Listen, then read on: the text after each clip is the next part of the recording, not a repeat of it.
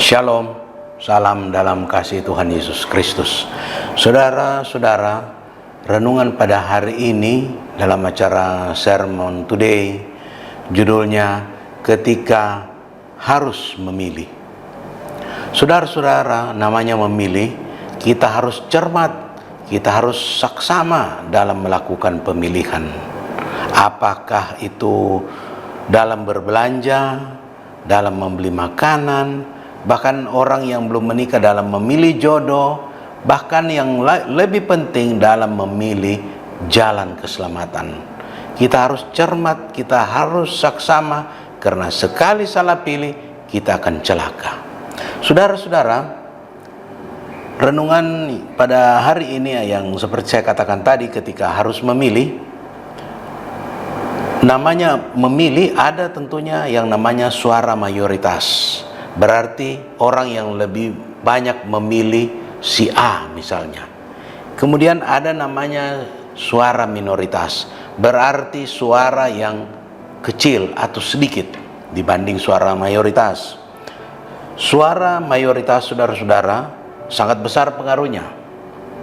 Dia dapat membalikan pendapat, merubah pandangan, merubah keputusan, dan juga dalam mengambil keputusan. Dampak dari pengambilan keputusan tersebut, saudara-saudara, bisa baik, bisa buruk, bahkan fatal. Kemudian kita lihat suara minoritas. Suara minoritas ini kecil, bahkan mungkin sangat kecil pengaruhnya. Susah suara minoritas ini membalikkan pendapat, merubah pandangan, sulit merubah keputusan, dan tidak signifikan dalam pengambilan suatu keputusan. Biasanya suara minoritas ya dianggap kalah. Dampak dari pengambilan keputusan tersebut ya bisa saja baik, tapi bisa saja yang sedikit memilih itu dia mendapat keuntungan, dia baik, dan bisa juga buruk. Walaupun mereka sedikit, buruk lagi hasilnya. Tetapi saudara-saudara, di dunia ini kan kita tahu ada namanya demokrasi. Demokrasi ini kita sudah sering dengar, bahkan kita menjadi pelakunya. Ada pemilihan dalam bentuk voting, ada pemungutan suara, dan suara terbanyak yang menang. Dalam pilpres, dalam pemilihan legislatif, dan lain sebagainya, suara terbanyaklah itu yang menang. Tentunya kita bilang, dialah pemenang karena dia bisa meraih suara yang terbanyak. Tetapi bagaimana kalau kita tinjau menurut firman Tuhan? Apakah pilihan orang yang mayoritas tersebut sudah benar? Nanti kita lihat, saudara-saudara. Coba kita baca di dalam Bilangan 13 ayat yang ke-28 sampai dengan 33. Bilangan 13 ayat 28 sampai dengan 33. Saya akan bacakan. Hanya bangsa yang diam di negeri itu kuat-kuat, dan kotanya berkubu dan sangat besar, juga keturunan Enak telah kami lihat di sana. Orang Amalek diam di tanah Negeb, orang Het, orang Yebus, dan orang Amori diam di pegunungan. Orang Kanaan diam sepanjang laut dan sepanjang tepi sungai Yordan. Kemudian Kaleb mencoba menenteramkan hati bangsa itu di hadapan Musa. Katanya, tidak, kita akan maju dan menduduki negeri itu, sebab kita pasti akan mengalahkannya. Tetapi orang-orang yang pergi ke sana bersama-sama dengan dia berkata, kita tidak dapat maju menyerang bangsa itu karena mereka lebih kuat daripada kita. Juga mereka menyampaikan kepada bangsa Israel kabar busuk tentang negeri yang diintai mereka, dengan berkata, negeri yang telah kami lalui untuk diintai adalah suatu negeri yang memakan penduduknya, dan semua orang yang kami lihat di sana adalah orang-orang yang tinggi-tinggi perawakannya. Juga kami lihat di sana orang-orang raksasa, orang Enak yang berasal dari orang-orang raksasa, dan kami lihat diri kami seperti belalang, dan demikian juga mereka terhadap kami. Ini saudara-saudara, kata-kata yang memprovokasi, kata-kata yang melemahkan. Tetapi kita tahu dalam kisah 12 pengintai ini hanya dua, Yosua dan Kaleb, yang berkata yang benar, membangun semangat. Tetapi 10 ini membangun kelemahan, memprovokasi, malah ceritanya ditambah-tambahi. Nah, coba kita lihat lagi di dalam Bilangan 14. Bilangan 14 ayat 1 sampai dengan 10. Bilangan 14 ayat 1 sampai dengan 10. Lalu segenap umat itu mengeluarkan suara nyaring dan bangsa itu menangis pada malam itu. Bersungut-sungutlah semua orang Israel kepada Musa dan Harun, dan segenap umat itu berkata kepada mereka, sekiranya kami mati di tanah Mesir atau di padang gurun ini, mengapakah Tuhan membawa kami ke negeri ini? Supaya kami tewas oleh pedang dan istri serta anak-anak kami menjadi tawanan? Bukankah lebih baik kami pulang ke Mesir? Dan mereka berkata seorang kepada yang lain, baiklah kita mengangkat seorang pemimpin lalu pulang ke Mesir. Lalu sujudlah Musa dan Harun di depan mata seluruh jemaah Israel yang berkumpul di situ. Tetapi Yosua bin Nun dan Kaleb bin Yefune, yang termasuk orang-orang yang telah mengintai negeri itu, mengoyakkan pakaiannya dan berkata kepada segenap umat Israel, negeri yang kami lalui untuk diintai adalah luar biasa baiknya. Jika Tuhan berkenan kepada kita, maka Ia akan membawa kita masuk ke negeri itu dan akan memberikan kepada kita suatu negeri yang berlimpah-limpah susu dan madunya. Hanya janganlah memberontak kepada Tuhan, dan janganlah takut kepada bangsa negeri itu, sebab mereka akan kita telan habis. Yang melindungi mereka sudah meninggalkan mereka, sedang Tuhan menyertai kita. Janganlah takut kepada mereka. Lalu segenap umat itu mengancam hendak melontari kedua orang itu dengan batu. Tetapi tampaklah kemuliaan Tuhan di kemah pertemuan kepada semua orang Israel. Saudara-saudara, saudara tahu akibat dari kisah ini?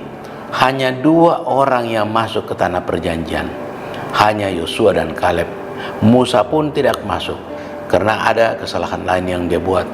Yang lain itu ditewaskan Tuhan di padang gurun. Yang masuk adalah anak-anak yang mereka dapatkan ketika melakukan perjalanan yang sangat panjang 40 tahun itu, berkeliling di padang gurun. Saudara-saudara, kalau kita coba pikir, mereka sudah keluar dari tanah Mesir dengan begitu banyak mengalami mujizat, dan orang Mesir mengalami tulah 10 tulah. Mereka menyeberang laut Teberau dengan begitu hebat. Kemudian mereka singgah di Mara, mereka minum air, airnya pahit, dan oleh Tuhan terjadi mujizat, air itu jadi manis, dan banyak mujizat lain. Pemeliharaan Tuhan, mereka mendapat mana, mendapat daging burung puyuh. Tetapi mereka seolah-olah mereka melupakan semua kebaikan Tuhan yang begitu luar biasa kepada mereka. Pantas mereka tidak masuk ke dalam tanah perjanjian tersebut. Itulah kisah nyata yang ada di dalam Alkitab tadi, yang kita sudah baca bersama atau dengarkan bersama. Saudara-saudara, sekarang kita lihat sesuai dengan judul firman Tuhan, ketika harus memilih. Mereka, orang-orang Israel, umat Israel waktu itu, mereka mendengar 2 orang berbicara melawan 10 orang berbicara. Secara jumlah, ya tentunya yang 10 yang menang. Yang 2 ya hanya 2, tetapi yang 10 mereka menang. Mereka mayoritas. Tetapi apakah yang mayoritas yang benar? Kita sudah tahu kisahnya dalam Alkitab. Orang banyak juga yang mengikuti suara dari 10 provokator ini, sangat banyak. Mereka malah mau merajam, melontari batu Yosua dan Kaleb. Jadi saudara-saudara, kita lihat, apakah suara mayoritas ini yang benar? Apakah suara mayoritas ini yang akan masuk ke tanah perjanjian, tanah Kanaan? Tidak. Di hadapan Tuhan, mau suara mayoritas atau mau suara minoritas, yang penting sesuai dengan kehendak Tuhan, itulah yang masuk. Syukur-syukur mayoritas sesuai dengan kehendak Tuhan. Tetapi kalau minoritas sesuai dengan kehendak Tuhan, dia juga bisa masuk. Coba kita lihat saudara-saudara, ada ayat di dalam ayat 14 Amsal 14 ayat yang ke-12. Ada jalan yang disangka orang lurus, tetapi ujungnya menuju maut. Jadi saudara-saudara, ada jalan yang disangka orang lurus, padahal membawa kebinasaan, membawa maut. Jalan yang lurus ini sering kita konotasikan adalah jalan yang tidak berkelok-kelok, lurus, mulus, dan aman tentunya. Lurus sering dikonotasikan adalah jalan yang benar, mulus, tanpa tantangan, tidak ada persoalan, tidak berkelok-kelok. Saudara-saudara, kalau saudara sering melakukan perjalanan baik sepeda motor ataupun dengan mobil, jalan yang berbelok-belok itu sering membawa orang pada kecelakaan. Apalagi kalau kita mengendarai sepeda motor atau mobil dengan kecepatan tinggi, tikungannya tajam, saudara bisa jatuh, terpelanting, bisa terjadi kecelakaan. Kalau kita membelok ke kiri, kita biasanya terlempar ke kanan. Kita membelok ke kanan, kita terlempar ke kiri. Dalam ilmu mekanika itu dikatakan adanya gaya sentrifugal, gaya yang menjauhi titik lingkaran atau titik pusat lingkaran, kita terlempar keluar. Jadi saudara-saudara, jalan yang berkelok-kelok itu diumpamakan adalah jalan yang membawa kepada kecelakaan atau jalan yang berbahaya, very coloso, jalan yang menyerempet bahaya yang dapat membuat kita celaka. Itu yang dikatakan jalan yang berkelok-kelok. Saudara-saudara, di dalam Matius 7 ayat yang ke-13, Matius 7 ayat yang ke-13 dikatakan, masuklah melalui pintu yang sesak itu, karena lebarlah pintu dan luaslah jalan yang menuju kepada kebinasaan, dan banyak orang yang masuk melaluinya. Ayat 14, karena sesaklah pintu dan sempitlah jalan menuju kepada kehidupan, dan sedikit orang yang mendapatinya. Jadi saudara-saudara, ketika kita melihat kembali judul renungan yang mengatakan ketika harus memilih, kita harus selektif betul-betul. Suara orang banyak belum tentu benar, suara minoritas belum tentu salah. Memang dalam pemilihan, pemilu, pilpres dan lain sebagainya tentunya suara yang mayoritas. Tetapi untuk mencari keselamatan, mencari jalan kebenaran, suara mayoritas, suara minoritas itu tidak ada artinya di hadapan Tuhan. Yang Tuhan lihat apakah minoritas memilih dia atau mayoritas memilih dia. Kalau suara mayoritas tidak memilih dia, tentunya tidak ada keselamatan. Yang minoritas memilih dia, ada keselamatan. Begitupun sebaliknya. Jadi saudara-saudara, suara mayoritas dan suara minoritas itu tergantung bagaimana hati kita, bagaimana kita memilih dia. Jadi ketika kita harus memilih, saudara ada di kelompok minoritas, tidak usah ragu, tidak usah takut. Saudara sudah memilih jalan keselamatan yang benar. Saudara jangan gampang terpengaruh, terprovokasi dengan suara-suara mayoritas, seperti suara dari 10 pengintai orang Israel yang mempengaruhi, memprovokasi bangsa Israel sehingga tidak ada yang masuk, angkatan yang keluar dari tanah Mesir yang masuk ke tanah perjanjian kecuali Yosua dan Kaleb. Yang lain mana? Yang lain mati di padang gurun. Yang masuk adalah anak-anak dari mereka ketika melakukan perjalanan selama 40 tahun tersebut. Jadi saudara-saudara, ketika harus memilih, kita harus betul-betul hati-hati. Ada orang menyangka jalan itu lurus, ujungnya membawa maut. Ada orang yang menyangka jalan yang sempit itu tidak baik, tetapi justru itu jalan kehidupan. Ada orang yang menyangka jalan yang besar, lebar, pintu yang luas, itulah jalan yang terbaik, justru membawa kebinasaan. Saudara-saudara, oleh karena itu bijaklah dalam memilih, apalagi mencari jalan keselamatan. Sebab jalan keselamatan itu sendiri-sendiri. Tiap orang bertanggung jawab terhadap dirinya sendiri masing-masing.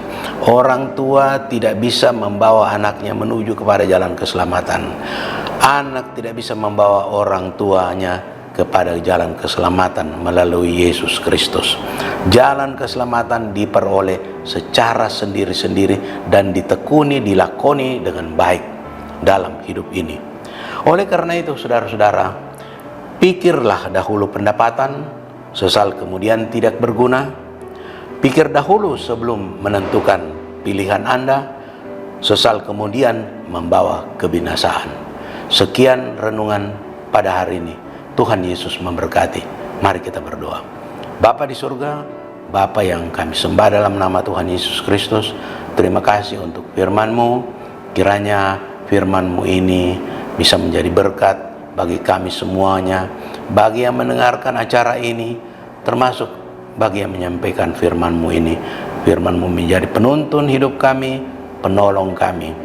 Dan Tuhan, terima kasih untuk semua berkat yang Kau sudah berikan kepada kami. Dalam nama Tuhan Yesus Kristus kami berdoa. Haleluya. Amin.